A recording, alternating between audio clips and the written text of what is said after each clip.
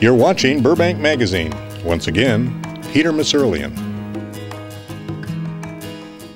Every year, the members of the Zonta Club of Burbank pick someone they deem exceptional to name their Burbank Woman of the Year. In 2006, that honor went to Mary Rago.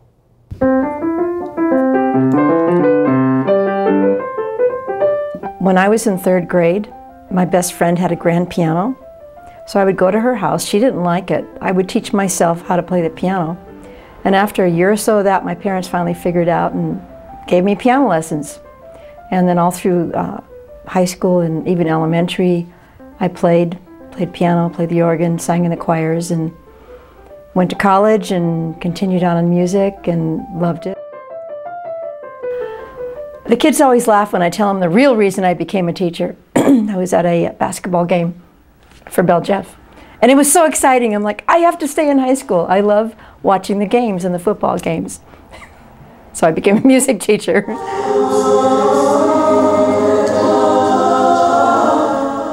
Teaching is a way to give youngsters the joy of music. And just to be able to sing in a choir and make the sound you get from a choir is an incredible thing. And it's an incredible thing to get to be the director of that. And to give that experience to all the students coming through is a gift to me, to be able to do that. It's a marvelous thing to have music in your life. Not just to listen, but to sing and to be part of a group. If you go back to the Greeks, music was one of the 4 things you studied. Grammar, math, reading, and music. It was quadrivium. It was so important. Plato, I think it was, said, give me the music to give to a person and I will create his whole life. That will be who he is based on the music that he learns. So it's very important to a culture to teach them music and how to make music and the understanding of the language of music. Not just putting on a recording, playing a CD, but actually letting them make the music.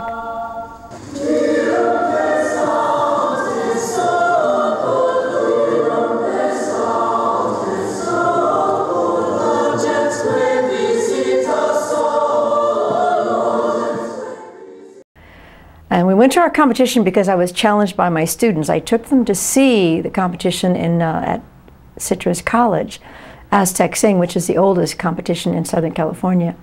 And after we got home from that, I just wanted them to see, this is what high school kids can do. They said, we're not going to do the pop show, Mrs. Rago, or Miss Colgraf then, unless you let us go to a competition. I'm like, no way, you're not ready. And we did, and we came in 4th. We did it in 3 weeks, made a set, and the rest is history. It's astounding. Time is fleeting. Madness takes its toll. Never, doing the tower. No, it's wet. We'll go back to the baby. And the boy will be calling.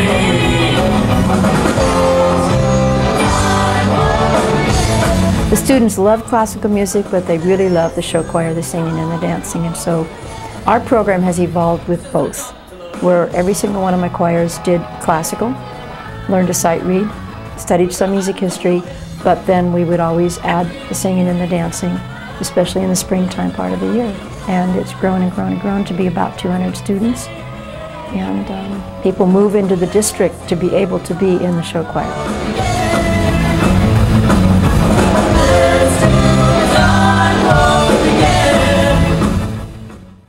I was a young girl, came into our school, and auditioned and got into one of the lower choirs and eventually built herself up to an upper choir. And, I liked her. She's a sweet girl, but I didn't really have any relationship with her or anything, or, talk to her too much. Well, she wrote me this beautiful letter. I think she graduated 14 years ago and said, you have no idea what you gave me in my life. The self-confidence, the love of life, the love for music, the ability to go out and do my job and whatever it is she does now. She said, you do that for kids. And it was a very, very touching, very nice letter to get from a student who really I didn't think was being impacted by the program much. Oh, goodbye, my Coney Island baby. Or the email I got from a young man in Iraq about a year ago saying, thinking back on the times we made music gets me through my days because it's awful over here.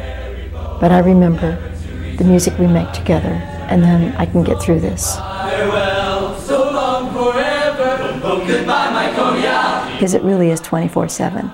Your brain is constantly doing choir, picking music, finding classical that will make them love classical, teaching all the parts, teaching everything, organizing, getting the parents to do all the things that you need them to do, just everything. It's a huge job. I really love that man. He must be dressed in light.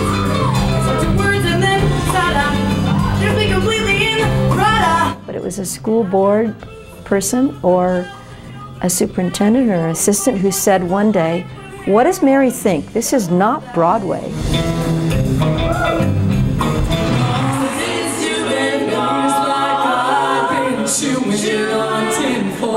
It's still difficult.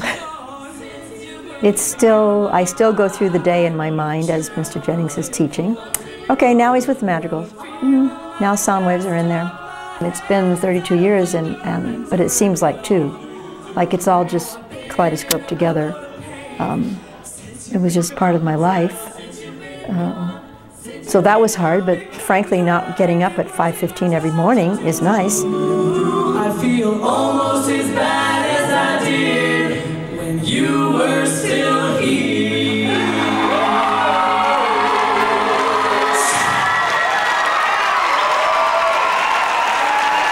I was lost and way down, never thought that I would be amazing, but now I'm free.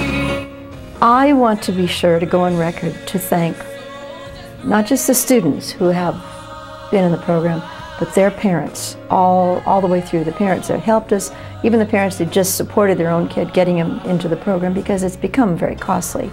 To sing and perform on a national scale, you are spending money.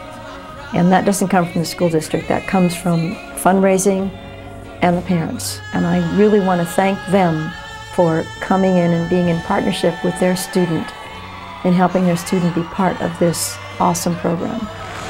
I'm leaving today, living it to change, slowly drifting. You can be the best that you can be. That's what my dad always taught me. If you're going to do something, make it the best that you can. Why settle for mediocrity? And I won't. I drive people crazy, I know, I did, but it bears out in the end. I'm living it to change.